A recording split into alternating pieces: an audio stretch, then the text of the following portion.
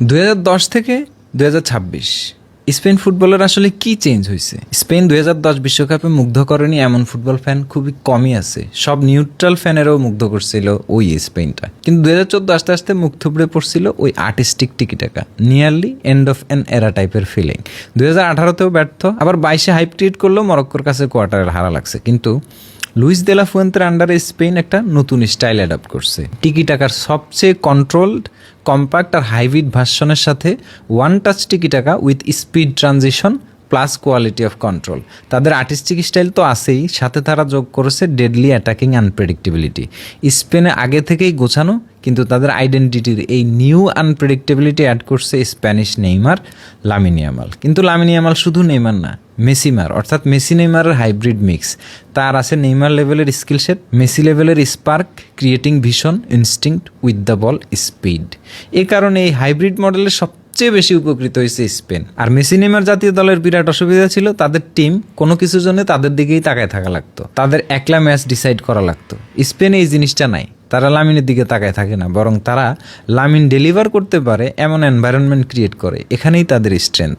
আর্জেন্টিনাতে Messi এখন hybrid মডেলেই operate করে, যেখানে ইন্ডিভিজুয়াল কোয়ালিটি তো 100-100, কিন্তু সেটা ডেলিভার করতে তার প্রেশার নিতে হয় না। স্পেনের ডিফেন্স হয়তো 2010-এর মতো না, বাট কুবার্সি হাইব্রিড সিবি, সে একটা এক্সট্রা মিডফিল্ডার। আশেপাশে ডিন হাউসেন আসবে নাকি লেনরমান্ড আসবে নাকি অন্য কেউ আমি শিওর না, বাট একটা সিবি শিল্ড করে ডাটি ওয়ার্ক করবে আর কুবার্সি কন্ট্রোল করবে আর লাইন ব্রেক করে কুইক অ্যাটাকের ছক আঁকবে। যদিও Spain Lamine Yamal dependent team না, তবুও লামিনের ক্যাম্পেইনের উপরেই স্পেন কতদূর যাবে সেটা ডিপেন্ড করে। আর লামিন সবচেয়ে বড় অকেশনে কিন্তু ডেলিভার করতে পারে, সেটা ফ্রান্সে বিট করেও দেখাইছে, জার্মানির সাথেও দেখাইছে। কোয়ার্টার বা সেমিতে স্পেনের সম্ভাব্য প্রতিপক্ষ আর্জেন্টিনা অথবা পর্তুগাল। আর্জেন্টিনা জেনে বুঝে স্পেনের সাথে ফিনালিজমা খেলে নাই, বা বার্নাবুতে ফিনালিজমা খেলতে রাজি হয় নাই। বিশেষ করে ওয়ার্ল্ড কাপ ফিক্সার আউট হওয়ার পর স্কালানি তাদের স্ট্রেংথ উইকনেস কোনোটাই স্টাডি করার সুযোগ স্পেনরে দেয় নাই। ওয়ার্ল্ড কাপে হয় সারপ্রাইজ হবে, নয়তো দেবে। আর স্পেনের আলাদা একটা মেসি ডিলেমা আছে, ওইটাকেই অস্ত্র বানাবে Scaloni. Spain versus Portugal, Spain versus Argentina in-depth analysis অন্য কোনো সময় করব।